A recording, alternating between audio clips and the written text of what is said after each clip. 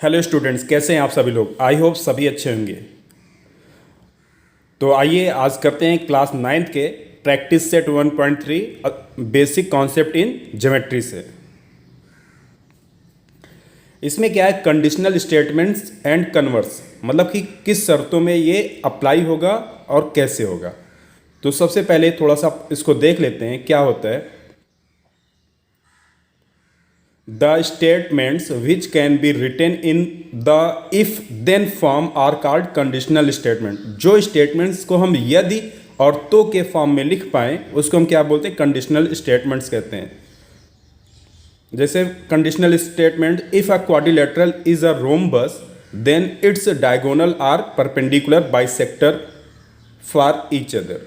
ठीक है, तो if is called antecedent and part following then is called the consequence। If a quadrilateral is a rhombus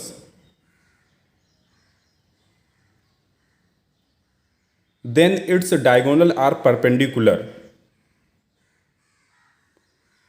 मतलब अगर rhombus क्या है, क्वाड्रिलेटरल है, तो डायगोनल इसका क्या होगा, परपेंडिकुलर होगा। The diagonal of rhombus are perpendicular bisector of each other. Conditional statement क्या है, if a quadrilateral is a rhombus, अगर क्वाड्रिलेटरल रोम्बस है तो इट्स डायगोनल आर परपेंडिकुलर, तो इसका डायगोनल क्या होगा, परपेंडिकुलर होगा। ये कंडीशन है, मतलब कि अगर क्वाड्रिलेटरल क्या है, रोम्बस है, तो उसका जो परपेंडिकुलर बाइसेक्टर है क्या हो जाएगा, डायगोनल उसका परपेंडिकुलर बाइसेक्टर होगा। और इसका उल्टा, कन्वर्स मतलब उल्टा, if the diagonal of a quadrilateral are perpendicular bisector of each other then it's is a rhombus। इसका उल्टा क्या हो गया, अगर डायगोनल ऑफ क्वाड्रिलेटरल क्या है, परपेंडिकुलर है, तो परपेंडिकुलर बाइसेक्टर है तो क्या हो जाएगा, then it is a rhombus, तो भी ये क्या हो जाएगा, रोम्बस हो जाएगा। ठीक है, are perpendicular bisector of each other then it is a rhombus. Clear, थोड़ा सा और देख लेते हैं।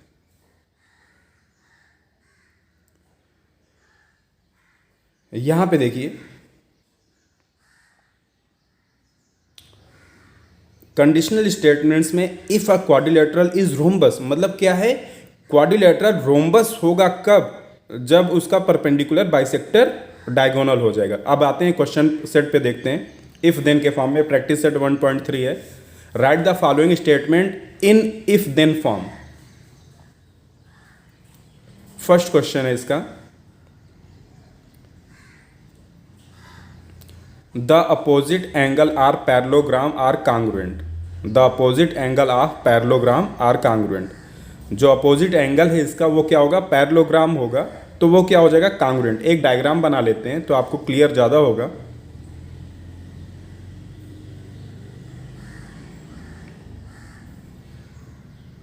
यहाँ पे पैरेललोग्राम है, ये एंगल अपोजिट एंगल है, दोनों को सेम एंगल से डिनोट कर दिया, ये क्रॉस से डिनोट कर दिया, मतलब ये दोनों एंगल क्या हो गए, कांग्रुएंट होंगे। अपोजिट, आमने सामने के एंगल क्या हो गए, कांग्रुएंट हो गए।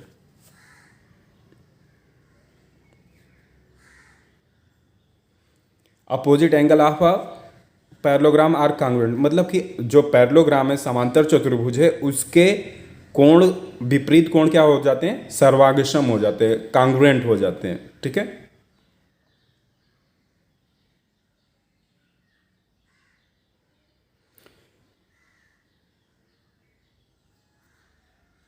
तो ये एंगल और ये एंगल कांग्रुएंट है।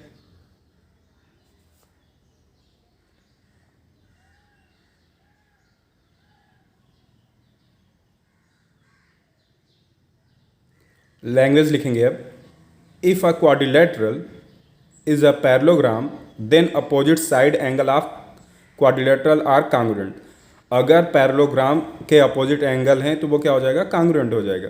अब सेकंड देख लेते हैं, the diagonal of rectangle are congruent, diagonal of rectangle are congruent मतलब रेक्टेंगल के जो डायगोनल होते हैं वो कांग्रुएंट होते हैं। एक रेक्टेंगल ड्रा करेंगे और इसके डायगोनल ड्रा करेंगे। आपको ये शो करना है कि इसके diagonal A B C D के डायगोनल क्या हो जाएंगे, ए बी सी के डायगोनल ए सी और बी डी क्या हो जाएंगे, कांग्रुएंट होंगे। तो यही कंडीशन हमको डिनोट करना है।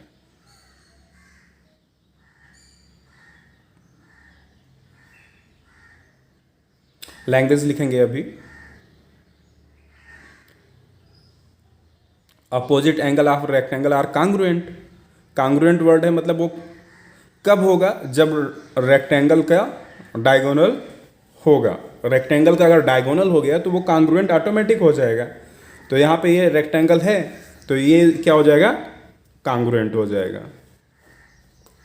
लैंग्वेज इसकी देखिए, the quadrilateral is a rectangle then diagonal are congruent. केवल आपको यही लिखना है, if quadrilateral is a rectangle then diagonal are congruent. Third है एन आइसोस्केल triangle the segment joining vertex at the mid point of the base is perpendicular to base.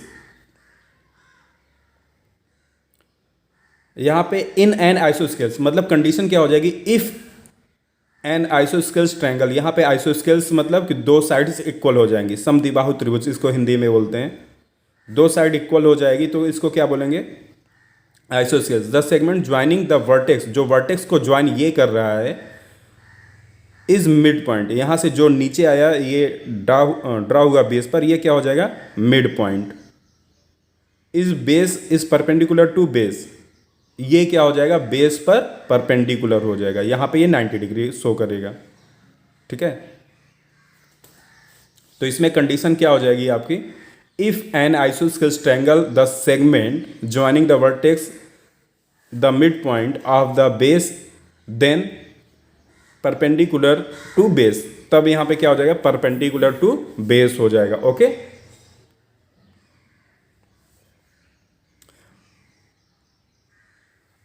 Condition यहीं से apply हो जाएगी इफ एन आइसोस्केल से। तो अब language देख लेते हैं इसकी, कैसे लिखेंगे लैंग्वेज। लैंग्वेज इसकी लिखेंगे, if a triangle is an isosceles triangle then segment joining vertex of a triangle and mid point of the base is perpendicular to base. केवल वही स्टेटमेंट में इफ और देन अप्लाई कर देना है बस।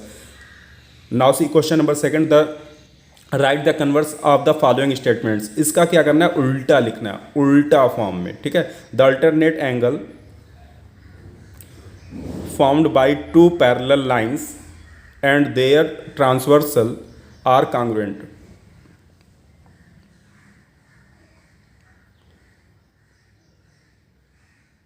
तो देखिए यहां पे क्या है, ये दो पैरेलल लाइन है और एक ट्रांसवर्सल है, ये ए और ये बी।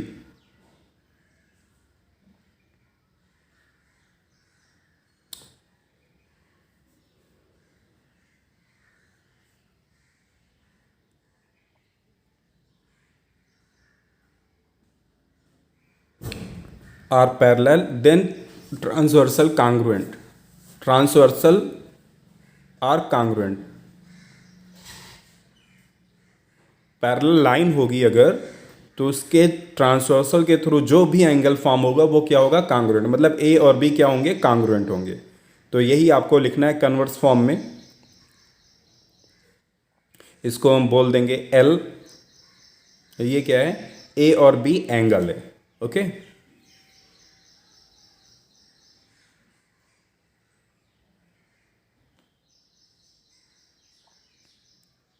ये पैरेलल हो गया। तो कंडीशन क्या हो जाएगी, if the alternate angle made by two lines and its transversal are congruent then lines are parallel. इतना ही लैंग्वेज आपको लिख देना है। Second question, the pair of interior made by transversal of two lines are supplementary then the lines are parallel. Supplementary means होता है 180 degree. तो यहाँ पे देखिए ये दोनों एंगल का एडिशन क्या हो जाएगा, इस एंगल और इस एंगल का एडिशन क्या होता है, 180 डिग्री। आपको पता भी है, थ्योरम भी है, आपको पता है कि the sum of interior angle is 180 degree, ये आपको थ्योरम पता है। ठीक है, तो A B, A plus B is equal to कितना होना चाहिए, 180 degree. A plus B is equal to 180. 180 degree means supplementary. Okay.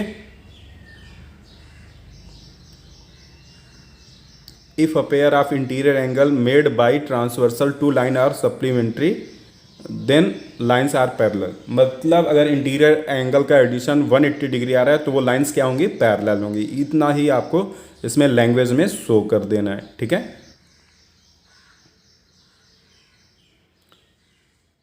ये दोनों ए और बी का एडिशन 180 डिग्री है तो ये लाइंस क्या हो जाएंगी, पैरेलल हो जाएंगी. लाइंस क्या हो जाएंगी, parallel. Okay. Now see language. If two lines parallel lines are intersected by transversal the interior angle formed are supplementary. Now see third question. The diagonal of rectangle are congruent. जो diagonal होता है वो क्या होता है, congruent होता है. तो ये सिंपल से एक बार इसको हम कर भी चुके हैं. तो यहाँ पे ये देखिए एक रेक्टेंगल है ABCD, ये diagonal AC BD, AC and BD, AC congruent to BD.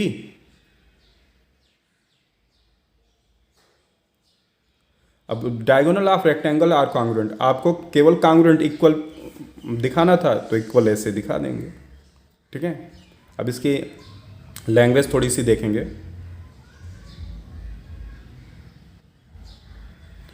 यहाँ पे diagonal of rectangle are congruent बोल रहे हैं, मतलब कि BD and AC are congruent.